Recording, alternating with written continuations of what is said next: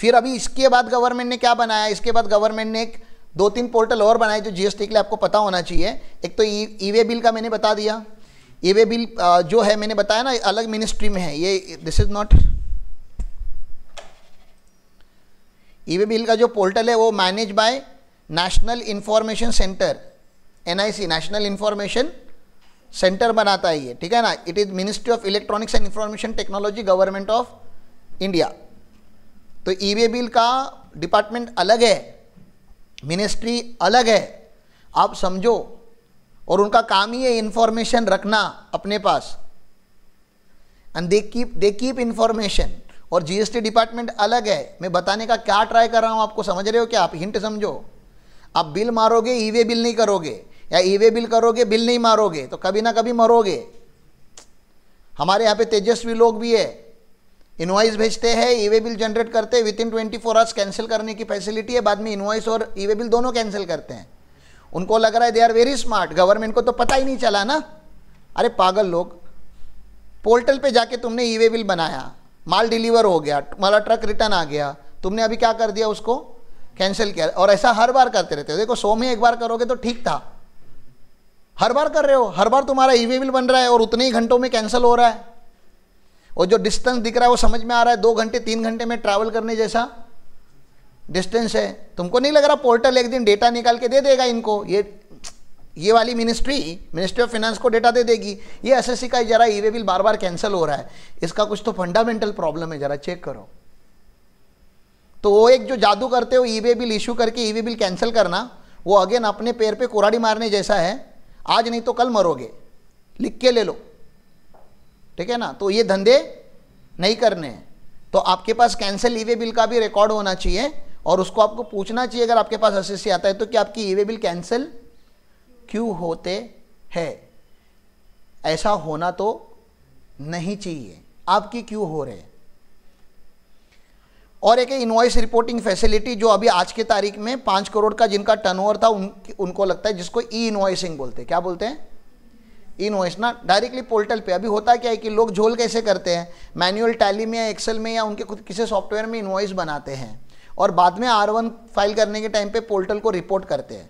Government ने बोला इतना लॉन्ग कट क्यों, एक काम करो ना, पोर्टल पे ही इनवॉइस बना दो ना, रियल टाइम बेसिस पे हमको डेटा मिलेगा, रियल टाइम। समझ रहा है? अभी 9 बजे आपकी गाड़ी निकलने वाली है तो 9 बजे इनवॉइस बनाओ, कहाँ पे? पोर्टल पे ही। इनवॉइस का जो इनवॉइस रजिस्ट्रेशन पोर्टल है उसके ऊपर जाके आप ई इनवॉइस का जो पोर्टल हम बोलते हैं उस पोर्टल पे ही जाके आप क्या कर लो, इनवॉइस बना दो। तो सामने वाले को कब पता चलेगा कि उसके नाम पे इनवॉइस बना है? इमीडिएटली मैसेज आता है। ई वे बिल आपको अलग से भी डेटा पुल करने की जरूरत नहीं है, मैन्युअली ई पोर्टल पे चला गया तो आपका डायरेक्टली ई वे बिल का डेटा पुल कर लेगा वहां से हो। और R1 में आपको रिपोर्ट करने की भी अलग से जरूरत नहीं है, क्योंकि इनवॉइस भरा तो R1 में भी डेटा ऑटोमेटिकली फेच हो गया, उसके टू बी में रिफ्लेक्ट होना चालू हो गया। मतलब सब कुछ कितना स्मूथ कर देगा आगे जाके, तुमको समझ रहा है क्या? अभी वो 5 करोड़ के नीचे वाले लोगों को मैन्युअली बोला है, इसलिए आपको क्लाइंट फोन करता है कभी कभी कि भैया ई वे बिल बना के दो, भैया जीएसटी का इनवॉइस बना के दो ना। आगे जाके जब पोर्टल पे आ जाएगा तो क्या टेंशन ही नहीं है, कुछ भी नहीं है, उसको एक्सेस दे देंगे हम। और ये सब कुछ मोबाइल ऐप बेसिस पे भी होने वाला है। अभी वो पोर्टल पे जाके कर रहा है ना, कल व्यापारी के लिए डिपार्टमेंट क्या कर देगा, टेक्नोलॉजी डेवलपमेंट करने के लिए उनको टाइम थोड़ी ना क्या लगने वाला है, ठीक है ना। एक छोटा सा ऐप बना देगा, बेसिक से इंफॉर्मेशन डालनी है, गाड़ी नंबर ये वो, बन गया। It's going to be huge, ठीक है।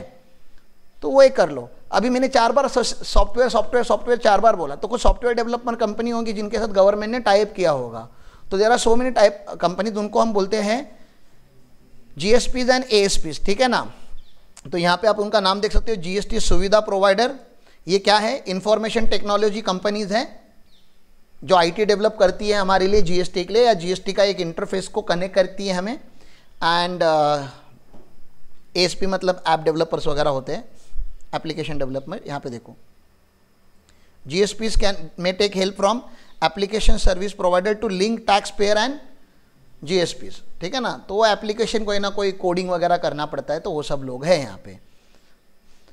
आगे चलते हैं, कॉम्पेंसेशन सेस।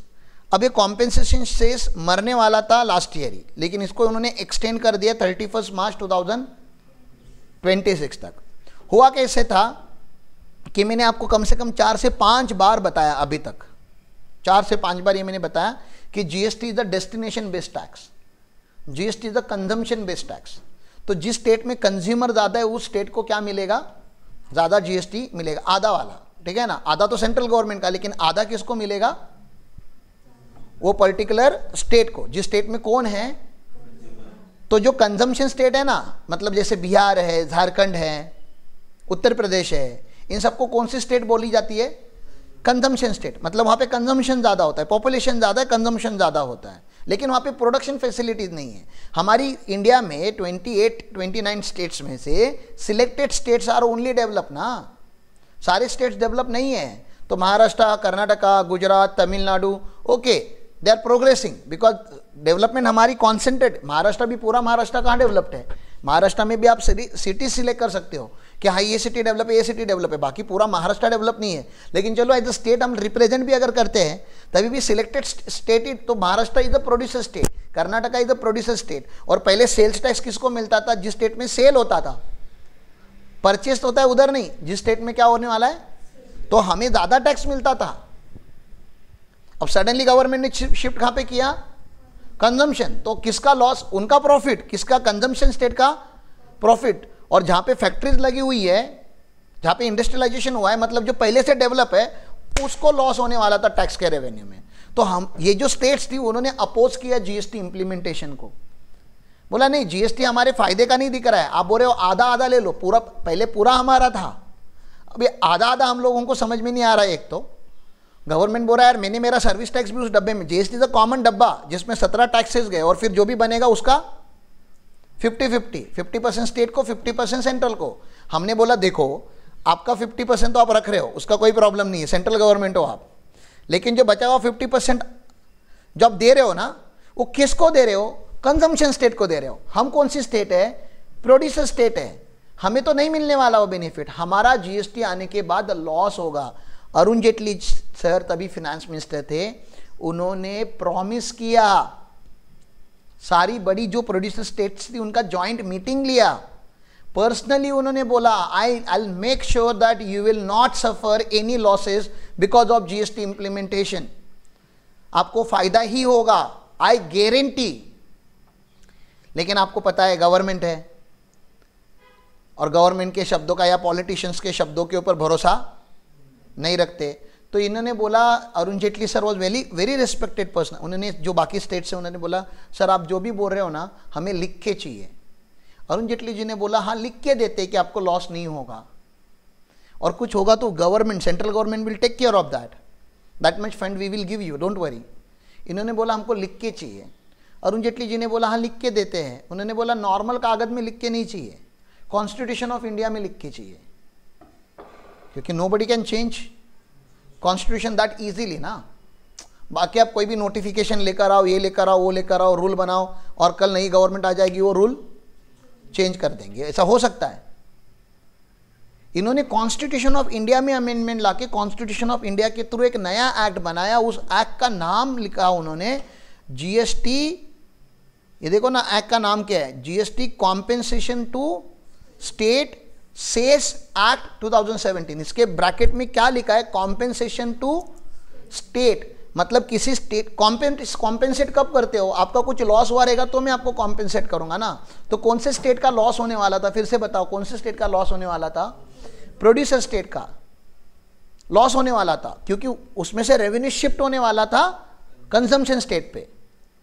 ये क्लियर है। तो इन्होंने बोला अच्छा, अरुण जेटली सर ने बोला ठीक है आपको देता तो, लेकिन फिर अरुण जेटली सर ने सोचा एक बेस ईयर उन्होंने पकड़ा, 2017-18 को पकड़ लेते या उसके पहले वाले फाइनेंशियल ईयर को बेस ईयर पकड़ते। उन्होंने पहला 5 ईयर का ही गारंटी दिया था कि पहले 5 साल में, अगर आप 5 साल में तो रिकवर हो जाएगा, जीएसटी इतना बड़ा हो जाएगा, उनको बहुत कॉन्फिडेंट था कि आप लोग ज़्यादा ही पैसा कमाओगे।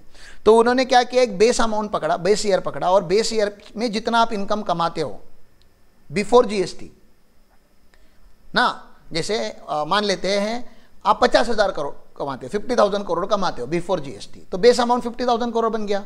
तो जीएसटी आने के बाद कुछ ना कुछ तो मिल ही जाएगा आपको। मान लेते हैं 42 मिल गया आपको, 50 मिल रहा था पहले, अभी आपको कितना मिला, तो कितना करोड़ नहीं मिला आपको, 8, ठीक है ना। तो 8,000 करोड़ नहीं मिला, तो 8,000 crore will be given by central government to you. Okay, फिर सबने बोला कि वो तो लास्ट ईयर का है ना, टैक्स तो ऐसा प्रोग्रेसिव रहता है, तो उन्होंने ग्रोथ परसेंटेज में उसमें कुछ 15% का ग्रोथ भी लगाया हुआ है, तो ग्रोथ अमाउंट से चेक होता है, ठीक है ना, मतलब एक स्टैंडर्ड अमाउंट निकला हुआ है कि इतना तो आपको मिलना चाहिए, अगर उतना मिला तो ग्रेट है जीएसटी के आने के बाद, और उससे अगर कुछ गैप रहा तो सेंट्रल गवर्नमेंट विल फाइनेंस। अब सेंट्रल गवर्नमेंट आपको कैसे दे सकती है पैसे? सेंट्रल गवर्नमेंट ने बोला यार हमें अगर इन लोगों को किसी स्टेट को अगर एक्स्ट्रा पैसे देने की बात हो रही है ना, सेंट्रल गवर्नमेंट गारंटी दे रही है कि अगर आपका जीएसटी का रेवेन्यू कम होगा तो हम आपको पैसे देंगे। सेंट्रल गवर्नमेंट बाद में सोच रही है यार इनको देने के लिए हमारे पास आने भी तो चाहिए कहीं से, तो देना फिक्स हो गया, कॉन्स्टिट्यूशन में लिखा है, एक्ट बना दिया, अभी आप मुखर नहीं सकते, आपको देना ही पड़ेगा। फिर इन्होंने दिमाग लगाया कि हमारे देश में ऐसे कुछ लोग हैं जो अपनी जान पे खेल के देश चलाते हैं ना, सिगरेट कंज्यूम करने वाले, सिगरेट, टोबैको, गुटखा और लग्जरी गुड्स लेने वाले लोग खास करके, जिनको फर्क नहीं पड़ता 10 रुपए की सिगरेट 15 रुपए की हो गई जिनको फर्क नहीं पड़ता 1 करोड़ की गाड़ी अगर 1 करोड़ 20 लाख की हो गई तो ऐसे प्रोडक्ट, ठीक है ना, स्पेसिफिकली उन्होंने उनके ऊपर एक्स्ट्रा टैक्स लगाना चालू किया। क्या चालू किया? एक्स्ट्रा टैक्स, ठीक है ना। किसके ऊपर लगाना चालू किया? लग्जरी आइटम्स के ऊपर। डीमेरिट गुड्स, डीमेरिट गुड्स मतलब एक होता है मेरिट गुड्स, जैसे एप्पल क्या है, मेरिट गुड है, ठीक है ना, एप्पल खाने से आपको फायदा मिलता है, तो एप्पल को गवर्नमेंट ने एग्जेम्प्ट रखा है, ठीक है ना। कैशू खाने से आपको फायदा मिलता है तो 5% रखा है, कम रेट रखा है, ठीक है। गाड़ी चलाने से आपको खतरा है, खतरा मतलब लग्जरी है, गाड़ी नहीं भी होगी तभी भी चलेगा। सिगरेट से, दारू से आपको खतरा होता है। पेट्रोल अच्छी बात नहीं है, सीमेंट अच्छी बात नहीं है, एक्सपेंसिव प्रोडक्ट है ये लग्जरी प्रोडक्ट में आते हैं। तो इसके ऊपर उन्होंने क्या कर दिया है, एक तो रेट ज़्यादा रखे, जीएसटी का जो बेस रेट है वही, अरे 2% 5% नहीं है, 28% का रेट भी है। एक तो रेट ज़्यादा है, उसके ऊपर से उन्होंने क्या लगा दिया, उसके ऊपर सेस लगा दिया। पान मसाला, टोबैको, एरेटेड वाटर, पान मसाला तो पता है आपको, ठीक है ना, टोबैको तो पता ही है। एरेटेड वाटर मतलब क्या, कोल्ड ड्रिंक पीते हो आप लोग, हाँ तो इसी कैटेगरी में आते हो आप लोग। हाँ, पान मसाला टोबैको की कैटेगरी में आते हो, एरेटेड वाटर भी उधर ही आता है। मोटर कार कोई पीता नहीं होगा लेकिन लग्जरी आइटम है। इसके ऊपर आप लोगों को क्या लगता है, सेस लगता है। समझ में आया? इनिशियली ये खाली यहाँ पे 30 जून तक ही आने वाला था, लेकिन अभी एक्सटेंड होते होते कहाँ तक चला गया वो, हाँ 26 तक गया, इसलिए आपको सेस पढ़ना पड़ेगा, ठीक है। आपको अगर रेट देखने तो मैं रेट दिखा देता हूं। सेस, इनकम टैक्स में सेस का रेट क्या है? अरे इनकम टैक्स में कितना, बहुत डिफिकल्ट पूछा था क्या सवाल। इनकम टैक्स में सेस का रेट कितना है? 4%। तो जीएसटी में कितना हो सकता है?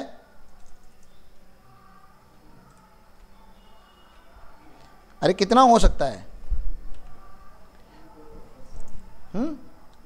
4%, 5%, कुछ तो बोलो।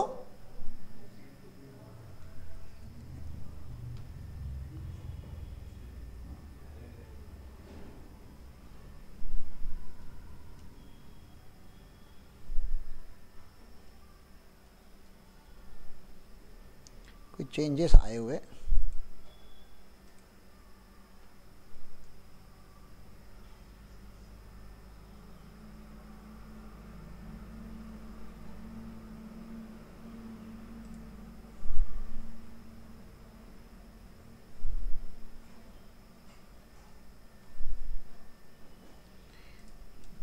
प्राइवेट वेबसाइट ने इतना ये करके रखा है ना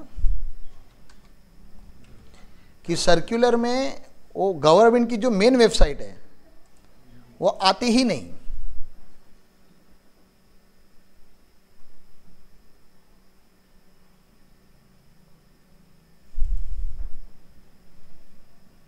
वाह वाह वाह,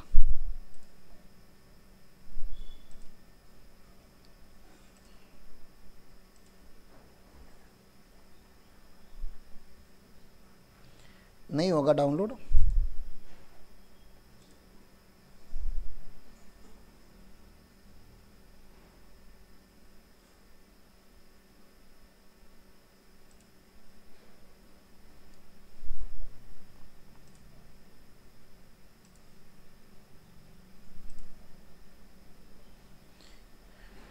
देवारे कुछ तो अमेंडमेंट कर रहे होंगे।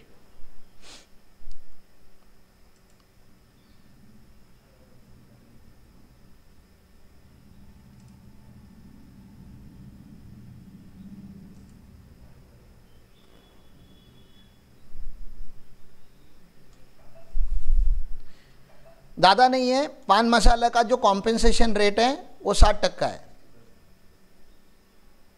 1-2% नहीं है, ओनली 60% है। जो टोबैको है उसका 71% है। मतलब शेष करके कुछ, मतलब शेष ऐसा होता है ना रे, मतलब पोहा में धनिया के बराबर। धनिया के अंदर पोहा कहाँ डाल रहे हो तुम लोग? ये रेट है 71, 65, 61। हुक्का, हुक्का पता है ना, ऐसा बॉटल में आता है 72। हाँ, पाइप बीप में है सब यार, ये मजा है। Smoking mixtures for pipe and cigarette, ठीक है ना, ज़्यादा नहीं, 290% खाली, बस 290% शेष। और कोई आवाज़ नहीं उठा रहा है, इसके अगेंस्ट कोई आंदोलन नहीं हो रहा है, कोई मोर्चा नहीं निकाल रहा है। कितने ईमानदार है पता है स्मोकिंग करने वाले लोग, जान दे देंगे लेकिन देश को डेवलप करेंगे वो लोग टैक्स दे देके।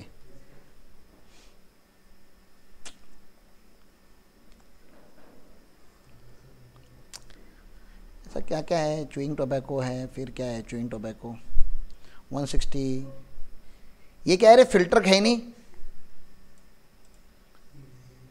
ये क्या होता है? वो तंबाकू का जो पैकेट आता है वो है ना? कोई बोलेगा सर कहीं नहीं, ये रहा दिस इज तो कहीं नहीं सर। जर्दा वगैरह क्या क्या है इसमें, थोड़ा अपन इसमें अनपढ़ है लेकिन ठीक है, अनपढ़ रहना ही अच्छा है। ऑफिस में लाके मत दिखाओ मुझे। गुटखा, गुटखा ये वाला तो पता है अपने को। हाँ गुटखा, इसका 204% है शेष। फिर अच्छा है मतलब, और थोड़ा पूरा अमेंडमेंट भी आया, लेकिन मेन बता दिया मैंने आपको जो काम का है। इसको क्या बोलते हैं, कॉम्पेंसेशन शेष।